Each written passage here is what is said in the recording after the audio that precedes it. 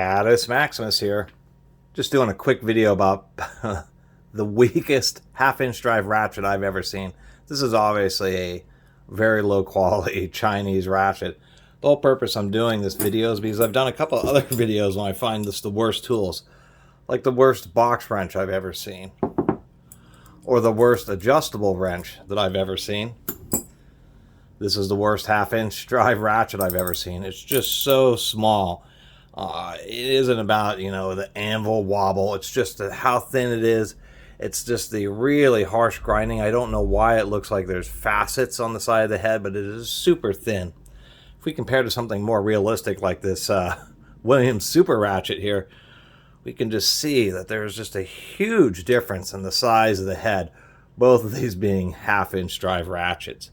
So I thought in this video I'd just use an 8-point socket and just bust the thing. But I thought, no, I'll keep it for future use as an example of what an absolute super weak ratchet. I mean, this thing is apparently just some type of carbon steel. They did forge the end, but it just has a straight handle, no, you know, design flare or anything like that on the handle. I mean, it is super cheap. You can see where the steel rod was actually just sheared, and then there's the rounded edge. There's actually the raw end of where it's sheared. Just absolutely terrible. So this is an example of a very bad half-inch drive ratchet. If your thumb is nearly as large as the ratchet head on a half-inch drive, you should probably look elsewhere.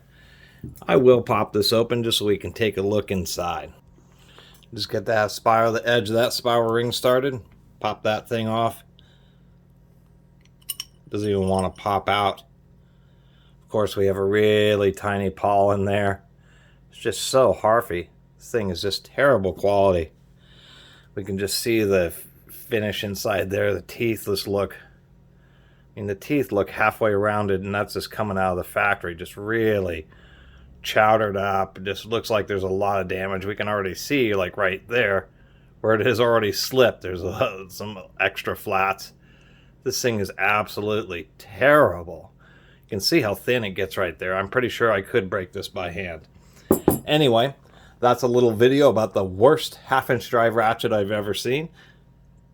And for those who don't know, when you see ratchets like this where they're just terrible quality, you really should avoid them because they're actually dangerous. You're going to end up putting a lot of force and they'll either slip on you or break, smash your knuckles, or injure you in some other way.